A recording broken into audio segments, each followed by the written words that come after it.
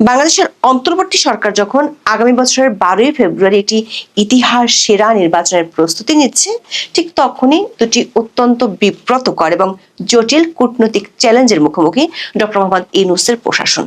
একদিকে আওয়ামী লীগকে বাদ দিয়ে নির্বাচনের পরিকল্পনা নিয়ে মার্কিন কংগ্রেস সদস্যদের করা চিঠি, আর অন্যদিকে প্রতিবেশী ভারতের সাথে সম্পর্কের ঐতিহাসিক অবনতি, সব মিলে এক অস্থির সময় পার করছে বাংলাদেশ। যদিও সরকার প্রেস উইং থেকে মার্কিন কংগ্রেস সদস্যদের চিঠিটি নিয়ে সরাসরি কোনো মন্তব্য করা হয়নি। তবে খবর হলো, এই নির্বাচনের আগে যখন দেশের আইন শৃঙ্খলা পরিস্থিতির বেহাল দশা, সরকারের মিত্রদের মধ্যে দা কুমড়া সম্পর্কের উত্তেজনা বাড়ছে, তখন মার্কিন কংগ্রেসদের এমন চিঠি সরকারকে বিপাকে ফেলে দিয়েছে।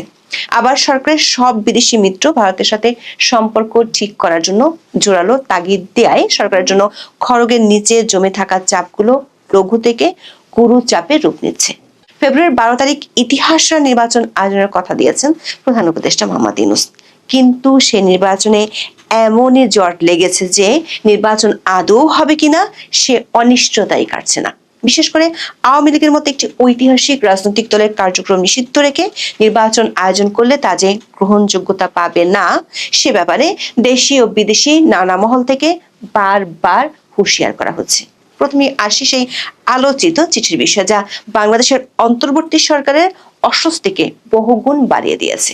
মঙ্গলবার মার্কিন প্রতিনিধি পরিষদের 5 জন প্রভাবশালী কংগ্রেস সদস্য গের্গিট ডব্লিউ মিক্স, বিল হুইজেনগা, সিডনি কমলাগা-টোপ, জুলি জনসন এবং টমার সুয়েজি সরাসরি প্রধান উপদেষ্টা ডক্টর মোহাম্মদ ইউনূসকে একটি চিঠি পাঠিয়েছেন।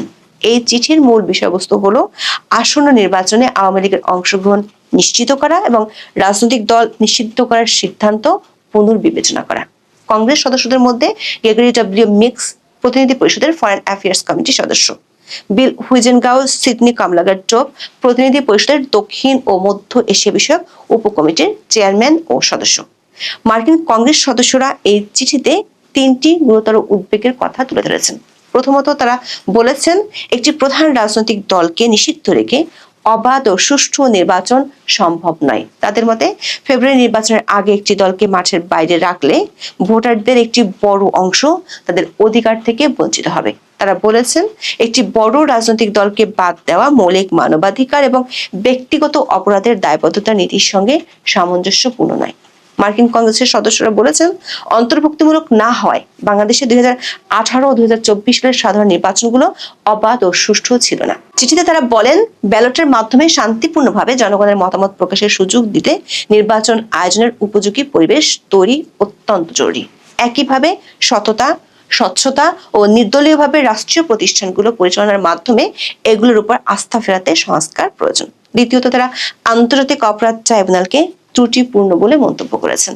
তারা সতর্ক করেছেন যে এই আদালতের কার্যক্রমের স্বচ্ছতা ও নিরপেক্ষতা নিয়ে প্রশ্ন থাকলে রাষ্ট্রীয় সংস্কারের লক্ষ্য ব্যাহত হতে পারে। তৃতীয়ত, চিঠিতে অত্যন্ত গুরুত্বপূর্ণ একটি কথা বলা হয়েছে, অপরাধের দায় ব্যক্তিগত হতে হবে, সামষ্টিক নয়। মানবাধিকার দোহাই দিয়ে তারা বলেছেন, কোন নির্দিষ্ট ব্যক্তির অপরাধের জন্য পুরো রাজনৈতিক দলের কার্যক্রম নিষিদ্ধ করা মৌলিক গণতান্ত্রিক নীতির পরিপন্থী। বিশ্লেষকরা মনে করেন, এই চিঠিটি কেবল একটি সাধারণ কূটনৈতিক বার্তা নয়, বরং এটি একটি সুস্পষ্ট রাজনৈতিক বার্তা। কিন্তু এসব প্রতিক্রিয়া আসার পরও সরকারের অবস্থান এখানে বেশ অনড়। প্রধান উপদেষ্টার প্রেস সচিব শফিকুল আলম জানিয়েছেন, আওয়ামী লীগের কার্যক্রম নিষিদ্ধ এবং নির্বাচন কমিশন তাদের নিবন্ধন স্থগিত করেছে, তাই তারা নির্বাচনে অংশ নিতে পারবে না। যদিও তিনি দাবি করেছেন যে তিনি এই মার্কিন চিঠিটি দেখেননি, তবে চাপ যে পর্দার আড়ালে বড় ধরনের কম্পন তৈরি করছে তা স্পষ্ট। কেবল মার্কিন যুক্তরাষ্ট্র নয়, গত নভেম্বরে কমনওয়েলথ মহাসচিব শার্লি বাচির সফরের সময় একই ধরনের বার্তা পাওয়া গিয়েছিল। সূত্রগুলো বলছে, শার্লি বাচি বাংলাদেশে থাকাকালীন 5টি রাজনৈতিক দলের সাথে বৈঠক করেন এবং সবচেয়ে বড় চমক ছিল নিষিদ্ধ থাকা আওয়ামী লীগের সাথে তার অনলাইন বৈঠক। কমনওয়েলথ সরাসরি জানিয়ে দিয়েছে যে সব বাংলাদেশের পূর্ণ অংশগ্রহণ বা ইনক্লুসিভ নির্বাচন ছাড়া এই সরকারকে পূর্ণ আন্তর্জাতিক স্বীকৃতি দেওয়া দেশগুলোর জন্য কঠিন হবে।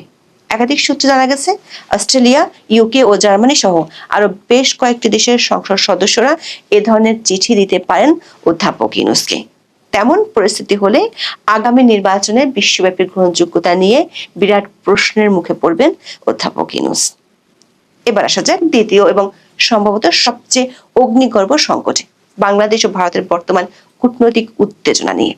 বিশেষজ্ঞদের মতে কূটনৈতিক টানাপোড়েন এবং বাণিজ্য শীতলতার মাঝে ইতিহাসের সর্বোচ্চ উত্তেজনায় পৌঁছেছে বাংলাদেশ ভারত সম্পর্ক।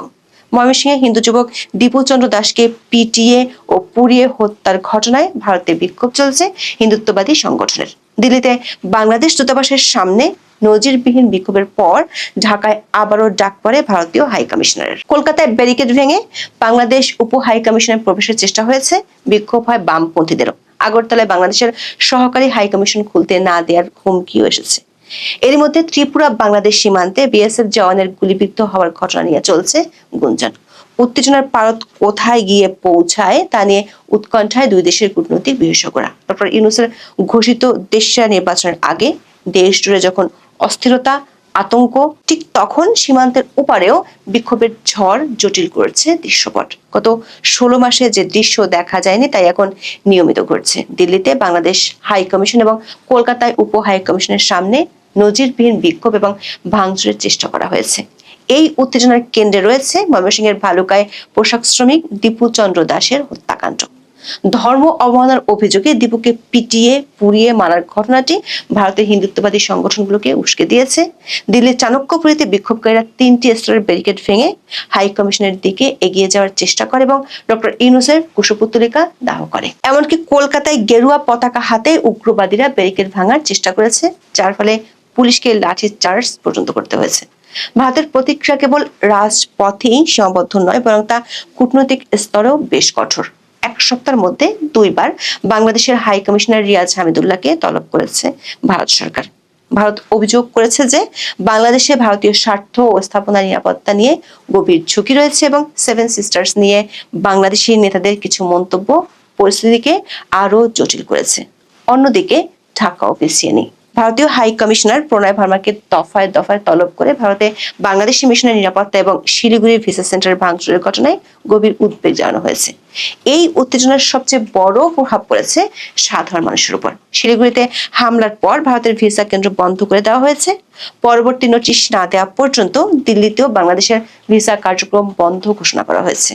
আগরতলায় রাজ পরিবারের বংশধর প্রদত্ত কিশোর মানিক্য দেববর্মা সরাসরি হুমকি দিয়েছেন, বাংলাদেশে হিন্দুদের উপর আক্রমণ বন্ধ না হলে আগরতলা সহকারী হাই কমিশন অফিস আর চালু করতে দেওয়া হবে না। এই টানাপোড়েনের ফলে রোগী, শিক্ষার্থী এবং পর্যটকদের ভোগান্তি চরমে পৌঁছেছে। ভারতের সংবাদ মাধ্যমগুলোতে এ নিয়ে গুরুত্ব দিয়ে খবর প্রকাশিত হতেও দেখা যাচ্ছে। এনজিবির মতো প্রভাবশালী মাধ্যমে ডক্টর ইউনূস সরকারকে মিত্র থেকে শত্রু প্রতিবেশী হিসেবে চিত্রায়িত করা হয়েছে। এমনকি ভারতের অনেক নীতি নির্ধারকরা মনে করছেন দীর্ঘদিনের মিত্র বাংলাদেশ এখন ভারতের কৌশলগত স্বার্থের জন্য হুমকি বা ফ্রাঙ্কেনস্টাইন হয়ে দাঁড়িয়েছে। অন্যদিকে বাংলাদেশের সাথে পাকিস্তানের ক্রমবর্ধমান হৃদ্যতা ভারতকে আরো ভাবিয়ে তুলেছে। পাকিস্তানের ক্ষমতাসীন দলের নেতাদের বাংলাদেশ পাকিস্তান সামরিক জোট গঠনের আহ্বান এবং ভারতের দিকে মিসাইল ছোড়ার অঙ্গীকার ভারতের কৌশলগত উদ্বেগকে বহুগুণ বাড়িয়ে দিয়েছে। ব্রাসেলস ভিত্তিক গবেষণা সংস্থা ইন্টারন্যাশনাল ক্রাইসিস গ্রুপ বা আইসিজি ভারত ও বাংলাদেশের মধ্যে কূটনৈতিক সহ সব ক্ষেত্রে যে চরম এক উত্তেজনাকর অবস্থার সৃষ্টি হয়েছে তা নিরসনে দুই দেশের করণীয় কি তা নিয়ে 51 পৃষ্ঠার একটি প্রতিবেদন প্রকাশ করেছে। ওই রিপোর্টে বলা হয়, বাংলাদেশের শেখ হাসিনা সরকারের পতনের ফলে ঢাকা ও নয়াদিল্লির মধ্যে সম্পর্কের অবনতি ঘটেছে, সীমান্ত নিয়ে বিরোধ, পাল্টাপাল্টি বাণিজ্য নিষেধাজ্ঞা আরোপ হয়েছে এবং উস্কানিমূলক বক্তব্য বেড়েছে। বাংলাদেশের আসন্ন নির্বাচন এই সম্পর্ককে নতুন করে ঢেলে সাজানোর একটি সুযোগ এনে দিয়েছে। বাংলাদেশের রাজনৈতিক দলগুলোর উচিত ভারত বিরোধী মনোভাব উস্কে দেয়া থেকে বিরত থাকা। অন্যদিকে নয়াদিল্লির উচিত নতুন করে উত্তেজনা না বাড়ানো এবং বাংলাদেশে তাদের সম্ভাব্য অংশীদারদের অবমূল্যায়ন করা থেকে দূরে থাকা। নির্বাচনের পর নয়াদিল্লির উচিত ঢাকার নতুন সরকারের প্রতি সহযোগিতার হাত বাড়িয়ে দেয়া। বিনিময়ে নতুন সরকারকেও ভারতের নিরাপত্তা উদ্বেগের বিষয়গুলোর প্রতি সম্মান দেখাতে হবে। দর্শক, তার একদিন আগে রাশিয়ান রাষ্ট্রদূত বাংলাদেশ সরকারকে প্রায় একই ধরনের পরামর্শ দিয়েছে। বিশ্লেষকরা মনে করেন অন্তর্বর্তী সরকার এখন একটি দ্বিমুখী খড়গের নিচে রয়েছে। দেশের ভেতরে তারা বৈপ্লবিক আকাঙ্ক্ষায় আওয়ামী লীগকে নিষিদ্ধ করেছে, কিন্তু আন্তর্জাতিক অঙ্গন বিশেষ করে পশ্চিমা শক্তি এবং ভারত একটি অন্তর্ভুক্তিমূলক নির্বাচনের জন্য যে চাপ তৈরি করছে তা উপেক্ষা করা অতটা সহজ নয়। ভারত যদি বাংলাদেশের সাথে সম্পর্কের সোনালী অধ্যায় থেকে সরে এসে বৈরী অবস্থানে যায়, আর মার্কিন কংগ্রেসের এই চিঠি যদি ভবিষ্যতে নিষেধাজ্ঞার পথে হাঁটে, তবে অন্তর্বর্তী সরকারের জন্য নির্বাচন পরিচালনা করা কঠিন হয়ে পড়তে পারে। প্রশ্ন হলো, পরিস্থিতি কোন দিকে মোড় নিতে পারে, সরাসরি সংঘাত নাকি কূটনৈতিক সমঝোতায়? তবে একটি কথা নিশ্চিত, সংঘাতের ভার কোনো দেশের সাধারণ মানুষের জন্যই সুখকর হবে না।